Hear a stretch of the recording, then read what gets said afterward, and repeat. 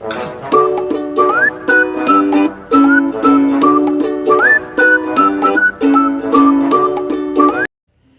Friends, இன்றைக்கி நான் lunch செய்ய போகிறோன்னா ஒரு குஷ்கா செய்ய போகிறோம். சிம்பிளான ஒரு குஷ்கா.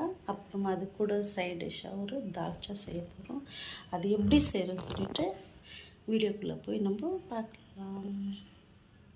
குஷ்கா செய்ய போகிறோம் ஃப்ரெண்ட்ஸ். இது எப்படி செய்யலான்னு இப்போ பார்க்கலாமா? இல்லை நான் பட்டை கிராம்பு நசுக்கி வச்சுருக்கிறேன், இதை போட்டுக்கலாம். இந்த ஃப்ளேவர் இன்னும் நல்லா கிடைக்கும் நம்ம நசுக்கி போட்டால் குஷ்காவில். கஸ்தூரி மேத்தி சேர்த்துக்கலாம். புதினா என்கிட்ட இல்லை, ஸோ நான் கஸ்தூரி மேத்தி சேர்த்துக்கிறேன் ஃப்ரெண்ட்ஸ். ஸோ இப்போ இதில் 2 அறுத்த வெங்காயம் போட்டுக்கலாம்.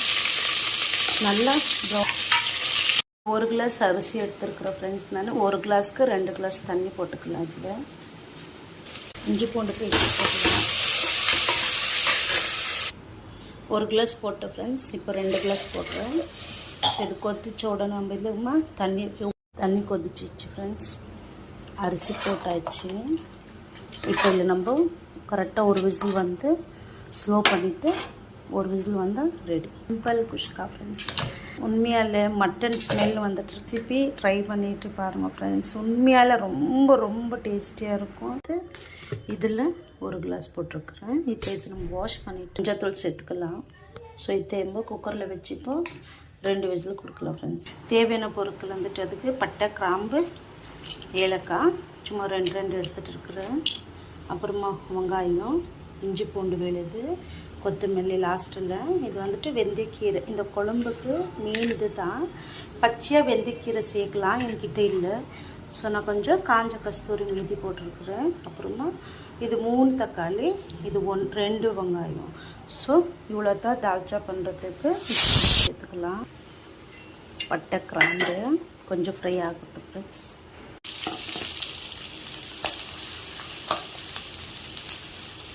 நல்லா ப்ரௌன் ஆகிடுச்சு ஃப்ரெண்ட்ஸ். நம்ம இப்போ இதில் இஞ்சி பூண்டு பேஸ்ட் போடலாம். இப்போ இதில் நம்ம பச்சை வாசனை நல்லா போகட்டும் ஃப்ரெண்ட்ஸ்.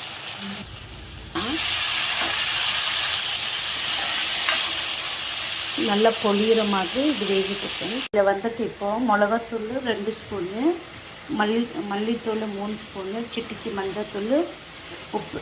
ஸோ நம்ம இவ்வளோ ஸ்பைசஸ் இதில் போட்டிருக்குறோம். இதில் போட்டுடலாம்.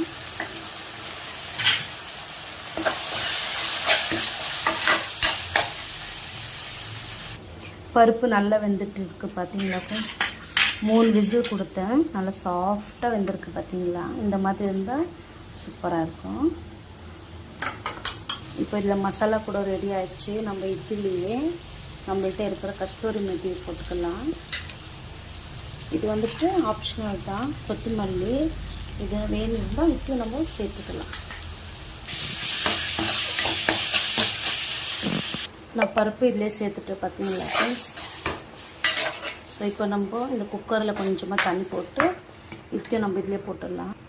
தால்ச்சா இல்லை கறி துண்டு போட்டால் கூட சூப்பராக இருக்கும் ஃப்ரெண்ட்ஸ். மட்டன் எலும்பு போட்டால் இன்னும் சூப்பராக இருக்கும். இதுவே ரொம்ப நல்ல டேஸ்ட்டாக தான் இருக்குது, ஒரு பிரச்சனை இல்லை. ஸோ நம்ம இது ஆஃப் பண்ணிடலாம்.